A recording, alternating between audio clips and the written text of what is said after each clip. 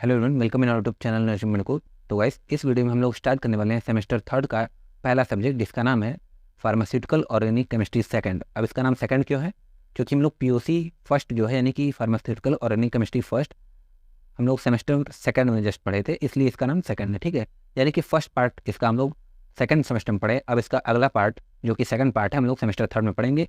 Similarly हम लोग इसका थर्ड पार्ट जो होगा वो सेमेस्टर फोर्थ में पढ़ेंगे। ठीक है, तो इस वीडियो में हम लोग लेक्चर ये फर्स्ट होने वाला है, तो इस वीडियो में हम लोग बात करेंगे इसके सिलेबस के बारे में, उसका डिस्कशन करेंगे, ओवरव्यू लेंगे एक कि सिलेबस में हमें पढ़ना क्या गया। ठीक है, क्योंकि जितना अच्छा आपका जो कमांड है वो सिलेबस के ऊपर रहेगा, उतना अच्छा आपका सब्जेक्ट होगा और उतना ही इंटरेस्ट आपका डेवलप होगा। ठीक है, तो देखो यार, सेमेस्टर थर्ड का फर्स्ट सब्जेक्ट जिसका नाम है फार्मास्यूटिकल ऑर्गेनिक केमिस्ट्री सेकंड। तो कॉन्ग्रेचुलेसन्स टू ऑल जिन्होंने अपना फर्स्ट ईयर पार करके या पास करके सेकंड ईयर में आ गए हो, और सेकंड ईयर के थर्ड सेमेस्टर में। ठीक है, तो देखो ये लेक्चर फर्स्ट होने वाला है। तो देखो, सबसे पहली बात ये जान लो कि फार्मास्यूटिकल ऑर्गेनिक केमिस्ट्री सेकंड को हम लोग शॉर्ट में POC यानी फार्मास्यूटिकल ऑर्गेनिक केमिस्ट्री सेकंड ऐसा बोलेंगे। ठीक है, POC सेकंड। तो इसका पेपर कोड जब आप देखोगे, यानी कि सब्जेक्ट कोड क्या होगा, यह है BP301T। अब तो इतना आप लोग को पता चल गया होगा, फर्स्ट ईयर आप क्रॉस कर चुके हो कि BP301T का या BP201T, BP101T, ये सब का मतलब क्या होता है। ठीक है, फिर से मैं एक बार बस शॉर्ट में बता देता हूँ। BP यानी बैचलर ऑफ फार्मेसी, थर्ड यानी थर्ड सेमेस्टर, 01 यानी फर्स्ट सब्जेक्ट, और T यानी थ्योरेटिकल पोर्शन, यानी कि बी फार्मा के थर्ड सेमेस्टर का फर्स्ट सब्जेक्ट का थ्योरेटिकल पोर्शन जो है वो आपका फार्मास्यूटिकल ऑर्गेनिक केमिस्ट्री सेकंड है। ठीक है, तो देखो इस वीडियो में हम लोग सिलेबस का बात करेंगे, उसका डिस्कशन करेंगे, यानी क्या है सिलेबस में क्या क्या दिया गया है, और एक ओवरव्यू लेंगे। ठीक है, एक सुपरफिशली एक ओवरव्यू ले लेंगे कि सिलेबस में पढ़ना क्या है। अब मैं बोल तो रहा हूँ सुपरफिशली, लेकिन है वो डिटेल में ही। ठीक है, तो स्टार्ट करते हैं। सो POC सेकंड में क्या पढ़ना है, व्हाट टू स्टडी। ठीक है, थोड़ा सा एक्साइटमेंट के साथ स्टार्ट करते हैं अपने इस वीडियो को। तो देखो, POC सेकंड क्यों आए, मतलब सेकंड पार्ट क्यों पढ़ना है, तो उसके पहले हमको थोड़ा सा रिलेट करना होगा इसको कि फर्स्ट पार्ट में हम लोग POC के क्या पढ़े थे। ठीक है, तो जैसा कि हमें पता है, as we know, in POC first यानी फर्स्ट पार्ट में इसके सेमेस्टर सेकंड में जो कि पढ़े थे, तो हम लोग उसमें हम लोग देखे थे क्लासिफिकेशन वगैरह, यानी कि पहले तो उसमें देखे थे कि ऑर्गेनिक कंपाउंड क्या होता है, इनऑर्गेनिक कंपाउंड क्या है, क्योंकि वो फर्स्ट पार्ट था तो ऑर्गेनिक केमिस्ट्री का वो स्टार्टिंग था अपने। ठीक है, तो उसमें हम लोग देखे थे हम लोग कि ऑर्गेनिक कंपाउंड क्या होता है, इनऑर्गेनिक कंपाउंड क्या है, ऑर्गेनिक केमिस्ट्री क्या है, किसी भी ऑर्गेनिक कंपाउंड को कैसे क्लासिफाई किया जाता है। ठीक है, IUPAC नॉमेनक्लेचर, फिर आइसोमेरिज्म वगैरह देखे थे, ये सब फर्स्ट यूनिट में था। फिर सिमिलरली आपका उसमें था alkyne, alkyne conjugated diene, aliphatic अमीन, कार्बोनिल कंपाउंड्स था, अल्कोहल था। ठीक है, तो अब हम लोग इसमें देखो क्या है कि क्लासिफिकेशन की अगर मैं बात करूँ ऑर्गेनिक कंपाउंड का, कि कैसे हम लोग मतलब जब पढ़े थे उसमें, तो कैसे क्लासीफाई किए थे किसी भी ऑर्गेनिक कंपाउंड को, तो उसको क्लासीफाई करने का दो मेथड होता है। ठीक है, जैसा सबको पता है, पहला होता है ओपन चेन कंपाउंड, दूसरा क्लोज चेन या रिंग कंपाउंड। ठीक है, किसी भी कंपाउंड, ऑर्गेनिक कंपाउंड को दो तरीके से क्लासीफाई कर सकते हैं लोग, एक ओपन कंपाउंड यानी ओपन चेन कंपाउंड, दूसरा रिंग या क्लोज चेन कंपाउंड। ठीक है, तो ओपन चेन कंपाउंड का जैसे एग्जाम्पल बात करूँ, तो जैसे ये 4 कार्बन का चेन है।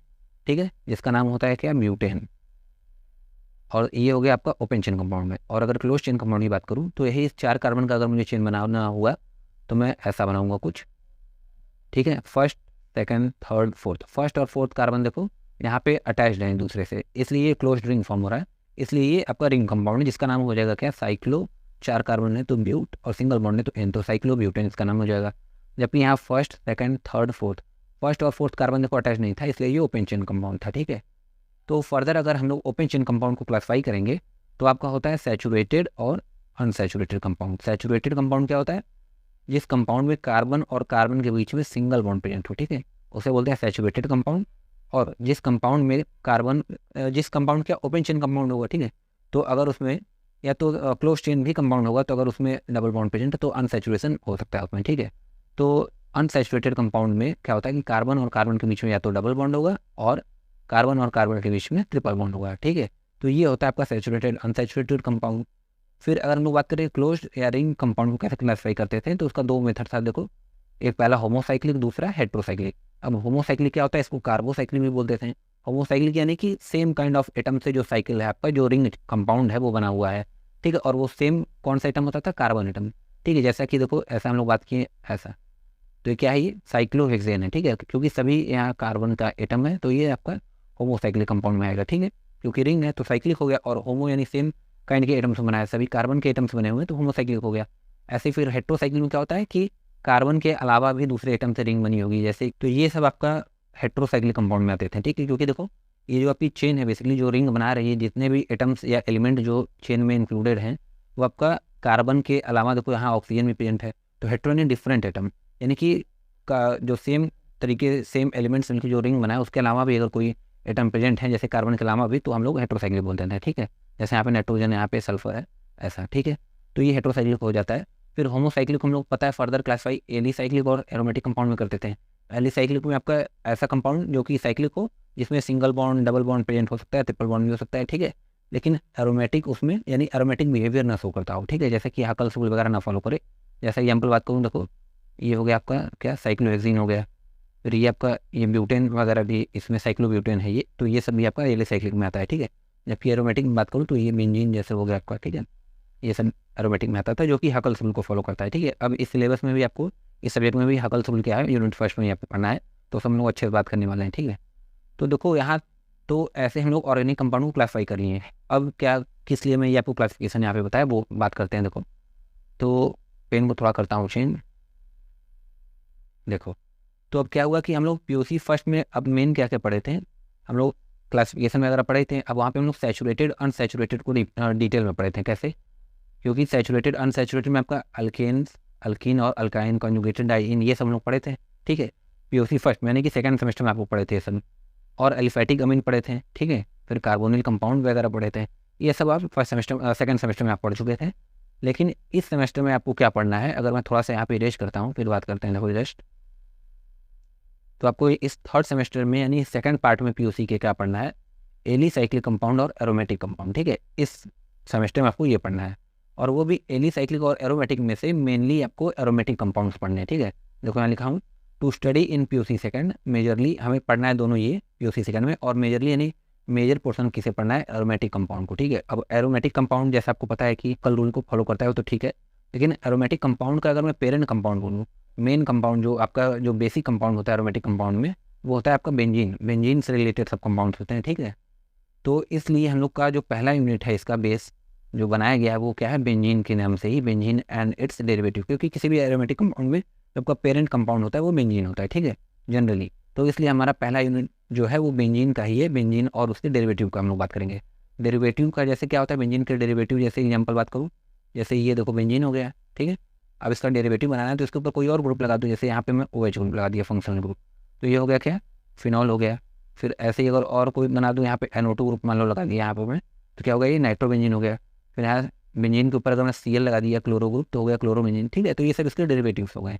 और जैसे अगर यहाँ पर बात करूँ तो DDT हो गया इसका भी आपका डेरिवेटिव, सैकरीन वगैरह हो गया। ठीक है, सैकरीन आर्टिफिशियल स्वीटनर होता है। ठीक है, तो ये आपको पढ़ना है मतलब सेमेस्टर थर्ड में, जो कि पीओसी सेकंड है।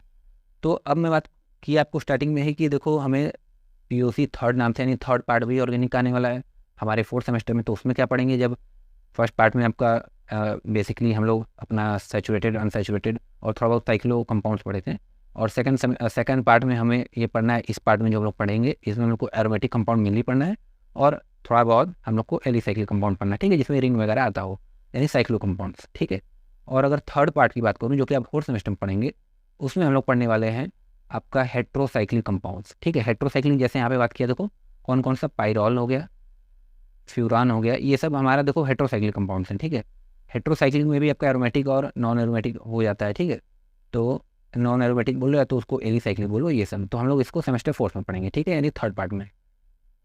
ठीक है, तो ये मैं होप करता हूँ कि आपको क्लियर हो गया होगा कि हमें पीओसी सेकंड यानी इस सेमेस्टर में जो हमें फार्मास्यूटिकल ऑर्गेनिक केमिस्ट्री सेकंड दिया गया उसमें पढ़ना क्या है। ठीक है, क्या पढ़ना है शॉर्ट में बता देता हूँ फिर से, एरोमेटिक कंपाउंड को पढ़ना है मेनली, और फिर साइक्लोएल्केन वगैरह वगैरह तो पढ़ना ही है। ठीक है, और फिर अलग से कुछ यूनिट में फैट एंड ऑयल वगैरह है तो वो सब अभी बात करता हूँ मैं। देखो हमारे इस सिलेबस में टोटल 5 यूनिट्स हैं। ठीक है, सिमिलरली 5 यूनिट्स है इसमें भी। तो पीओसी सेकंड नाम है, तो पहला यूनिट की बात करूँ तो यहाँ पे देखो है बेंजीन एंड इट्स डेरिवेटिव।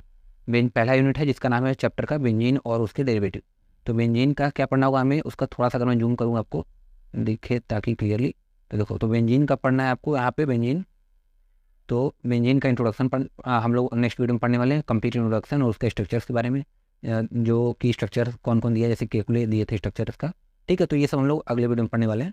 फिर उसका एविडेंसेस पढ़ना होगा हमें सिलेबस में, एविडेंस यानी कि एनालिटिकल एविडेंस और सिंथेटिक एविडेंस, फिर अदर एविडेंस भी। ठीक है, फिर ऑर्बिटल पिक्चर फिर रेजोनेंस क्या होता है, फिर हकल्स रूल क्या होता है, रेजोनेंस बेंजीन में कैसे होगा वो चीज़ देखना है, हकल रूल पढ़ना है। फिर रिएक्शन ऑफ बेंजीन, डिफरेंट जो केमिकल रिएक्शंस बेंजीन शो करते हैं, जैसे नाइट्रेशन, सल्फोनेशन वगैरह हो गया, Friedel Crafts acylation and Friedel craft alkylation वगैरह, ठीक है।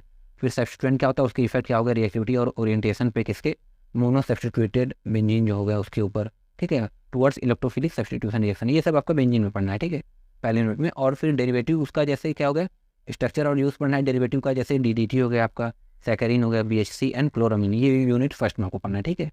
फिर ऐसे ही यूनिट सेकंड में आपको क्या पढ़ना है, यहाँ पे देखो थोड़ा सा छोटा करता हूँ, 1 मिनट, ठीक है। फिर सेकंड में आपको पढ़ना है फिनॉल के बारे में। ये सेकंड यूनिट में 3 चैप्टर आपका, फिनॉल्स, एरोमेटिक अमीन और एरोमेटिक एसिड, क्योंकि मैं आपको बताया एरोमेटिक कंपाउंड्स हम लोग स्टडी करेंगे इस सब्जेक्ट में, ठीक है। तो अल्कोहल क्या, फिनॉल क्या होता है, फिनॉल क्या होता है, जैसा ये देखो, ये बेंजीन के ऊपर OH ग्रुप लगा होता है, तो ये फिनॉल हो गया। तो फिनॉल का प्रिपरेशन देखेंगे हम लोग, एसिडिटी ऑफ फिनॉल बात करेंगे। फिर इफेक्ट ऑफ सब्स्टिट्यूएंट, सब्स्टिट्यूएंट का क्या इफेक्ट होता है अगर लगा हुआ है हमारे फिनॉल पे, तब देखना है हमें, ठीक है। फिर क्वालिटेटिव टेस्ट देखेंगे, फिर स्ट्रक्चर और यूज़ पढ़ेंगे फिनॉल का, क्रिसॉल का, रिसोल्फिनॉल और नेप्थॉल का, ठीक है। ये कर लेंगे तो चैप्टर ये वाला हो जाएगा। फिर इसी में एरोमेटिक अमीन नेक्स्ट चैप्टर है, जिसमें हम लोग इसका सिंथेसिस, फिर सब्स्टिट्यूएंट का इफेक्ट, फिर एरोमेटिक अमीन, अमीन जो कि बेसिक नेचर का होता है, ठीक है, तो बेसिसिटी उसकी पढ़नी है। फिर सिंथेटिक और यूज़ पढ़ना है एराइल डाइजोनियम सॉल्ट का, ठीक है, एराइल डाइजोनियम सॉल्ट का। फिर आगे हम लोग एरोमेटिक एसिड, थर्ड जो चैप्टर है इस यूनिट सेकंड का, उसमें है एरोमेटिक एसिड, उसमें हम लोग बात करेंगे एसिडिटी का, कि एसिडिटी क्या होता है एरोमेटिक एसिड्स पे, ठीक है। फिर सब्स्टिट्यूएंट का क्या इफेक्ट है। फिर बेंजोइक एसिड, क्योंकि ये बेंजोइक एसिड क्या होता है, देखो बेंजीन के ऊपर COOH, तो इससे हम लोग बोलते हैं बेंजोइक एसिड, ये एरोमेटिक एसिड होता है। तो इसका क्या रिएक्शंस वगैरह हैं, कौन कौन से रिएक्शंस शो करते हैं, ये सब देखना है, ठीक है। तो अब हम लोग यूनिट थर्ड की बात करें, तो हमें यूनिट थर्ड में पढ़ना है फैट्स एंड ऑयल के बारे में, ठीक है। अगर आपको थोड़ा बहुत याद आ रहा होगा, सेकंड सेमेस्टर में एक हम लोग सब्जेक्ट पढ़े थे जिसका नाम है बायोकेमिस्ट्री, ठीक है, थोड़ा सा याद करने की कोशिश करो। तो बायोकेमिस्ट्री में हम लोग क्या पढ़े थे, तो पहला यूनिट जो था उसमें हम लोग पढ़े थे बायोमोलिक्यूल्स, जिसको हम लोग फर्दर क्लासीफाई करते थे बायो माइक्रोमोलिक्यूल और बायो माइक्रोमोलिक्यूल। तो माइक्रोमोलिक्यूल्स हम लोग बात किए थे कार्बोहाइड्रेट का, प्रोटीन का, लिपिड्स का एंड न्यूक्लिक एसिड का। तो जो लिपिड्स होता है उसके लेक्चर में अगर आप जाके देखोगे, जो मैं लिपिड्स के लेक्चर बताया हूँ आपको, तो उसमें मैं आपको कंप्लीट बताया था रिएक्शंस ऑफ लिपिड, ठीक है, लिपिड का रिएक्शंस। तो वही यहाँ पे आपको लिपिड का रिएक्शन वगैरह पढ़ना है। लिपिड यानी होता है फैट, थोड़ा सा डिफरेंस होता है, देखो ये जो फैट एंड ऑयल है ना, यहाँ पे थोड़ा सा डिफरेंस है क्या दोनों में, फैट एंड ऑयल। तो जो फैट होता है वो आपका सॉलिड नेचर का होता है, ठीक है, जैसे घी वगैरह देखोगे, जबकि जो ऑयल होता है वो आपका लिक्विड नेचर का होता है, और ऑयल को ही हम लोग लिपिड कहते हैं, क्या बोलते हैं, लिपिड, ठीक है। तो ये आपका फैट सॉलिड नेचर का होता है, जबकि ऑयल लिक्विड नेचर का होता है, ऑयल को ही लिपिड बोला जाता है, ठीक है। तो ये सब देखो हम लोग थर्ड यूनिट में पढ़ने वाले हैं कि फैटी एसिड्स क्या होते हैं, उनके रिएक्शन देखेंगे। फिर आपको उस वीडियो में मैं लिपिड्स के कंप्लीट वीडियो में, बायोकेमिस्ट्री वाले वीडियो में आपको मैं हाइड्रोलिसिस बताया था, फैट का हाइड्रोजनेशन बताया था, सैपोनिफिकेशन बताया था, रेंसिडिटी बताया था, और ड्राइंग ऑयल। तो वही चीज़ हम लोग को यहाँ फिर पढ़ना होगा, ठीक है।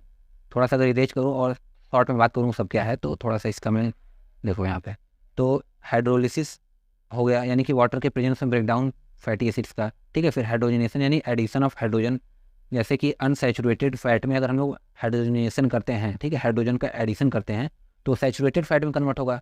तो अनसैचुरेटेड जो आपका फैट होता है वो लिक्विड नेचर का होता है, जब उसमें हाइड्रोजनेशन कर देते हैं तो वो सॉलिड नेचर का हो जाता है। तो ये हाइड्रोजनेशन वगैरह हो गया, ठीक है, एडिशन ऑफ हाइड्रोजन।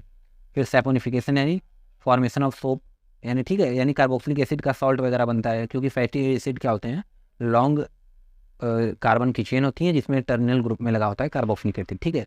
फिर रेंसिडिटी ऑफ ऑयल, यानी रेंसिडिटी मतलब होता है कि ऑक्सीडेशन जब होता है आपका फैट या ऑयल का, तो उसके कारण जो फाउल स्मेल आता है, ठीक है, जो बुरा स्मेल आता है उसे हम लोग रेंसिडिटी बोलते हैं, ठीक है। फिर ड्राइंग ऑयल्स क्या होते हैं ये सब हम लोग को पढ़ना होगा। फिर एनालिटिकल कांस्टेंट कुछ पढ़ने होंगे इसमें, जैसा कि एसिड वैल्यू क्या है, सैपोनिफिकेशन वैल्यू क्या है, ठीक है, थोड़ा सा पेन चेंज करता हूँ, क्लियर नहीं दिख रहा होगा।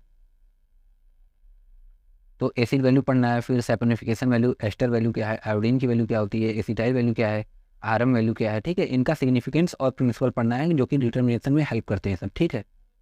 तो ये हमें यूनिट थर्ड में पढ़ना है यार। और यूनिट फोर्थ में बात करूँ तो पॉलीन्यूक्लियर हाइड्रोकार्बन पढ़ना है।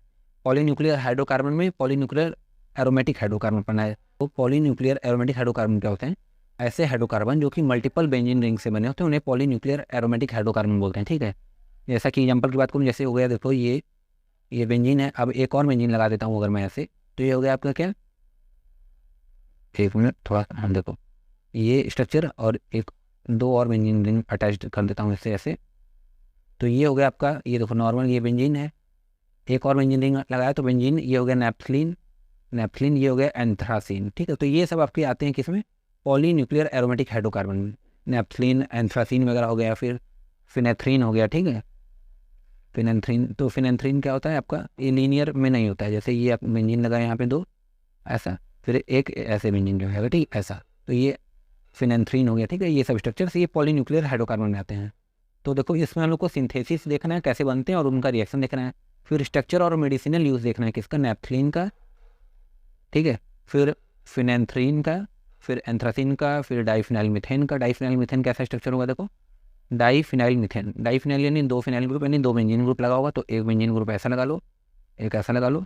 अब मीथेन यानी CH4 होगा, तो CH4 में अगर दो फिनाइल ग्रुप लगाए तो दो हाइड्रोजन को रिमूव करके लगा होगा, तो CH2 और एक ऐसे ऐसे लग गया, ठीक है, कार्बन से। तो डाइफिनाइल मीथेन ये हो गया, फिर ट्राईफिनाइल मीथेन हो गया, ठीक है, फिर एंड देयर डेरिवेटिव, इनका हम लोग को मेडिसिनल यूज़ और उनका स्ट्रक्चर पढ़ना है, ठीक है। फिर यूनिट 5 में जो कि आपका लास्ट यूनिट है, इसमें हम लोग बात करने वाले हैं क्या, इसमें देखो हम लोग पढ़ने वाले हैं साइक्लो एल्केन्स के बारे में, ठीक है।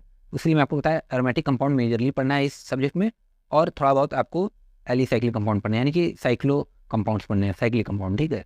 तो इसमें साइक्लो एल्केन पढ़ना है, जिसमें कि हम लोग को स्टेबिलिटी थ्योरीज पढ़नी है, ठीक है।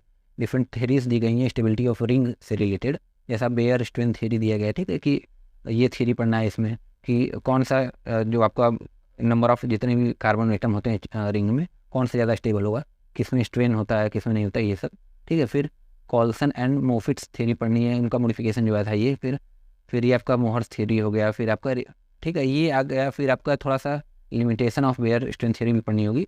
तो ये सब डिफरेंट थ्योरीज जो आई हैं स्टेबिलिटी के ऊपर रिंग के, ये पढ़ना है हम लोग को, ठीक है। और इसी में हम लोग को पढ़ना है रिएक्शन ऑफ, अगर मैं थोड़ा जूम करता हूँ तो ये देखो ना पे क्या लिखा गया है कि रिएक्शन ऑफ ये हो गया आपका साइक्लो प्रोपेन एंड ये हो गया साइक्लो ब्यूटेन, ठीक है। ये हमें पढ़ना है reaction of cyclopropane and cyclobutane.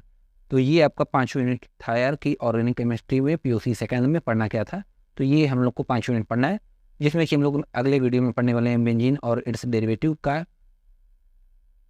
यानी कि यूनिट 1 का लेक्चर, ठीक है, जिसमें कि हम लोग बात करने वाले हैं इंट्रोडक्शन ऑफ बेंजीन के बारे में पढ़ेंगे और स्ट्रक्चर ऑफ बेंजीन, ठीक है, उसमें जो केकुलेस स्ट्रक्चर है उसकी बात करने वाले हैं, ठीक है। तो अगर आपको थोड़ा बहुत आइडिया लग गया अच्छे से कि क्या क्या पढ़ना है, आपको सिलेबस समझ में आ गया होगा, तो यार वीडियो को लाइक कर देना, शेयर कर देना और चैनल को सब्सक्राइब कर देना, ठीक है। और अगर कोई भी डाउट हो तो कमेंट कर देना, वैसे कोई डाउट तो आना नहीं चाहिए, अगर फिर भी अगर डाउट है तो कमेंट कर देना, ठीक है, मैं पूरी कोशिश करूँगा उसको क्लियर करने की। तो मिलते हैं यार अपने ऐसे ही नेक्स्ट इंटरेस्टिंग वीडियो में, तब तक के लिए ओके बाय।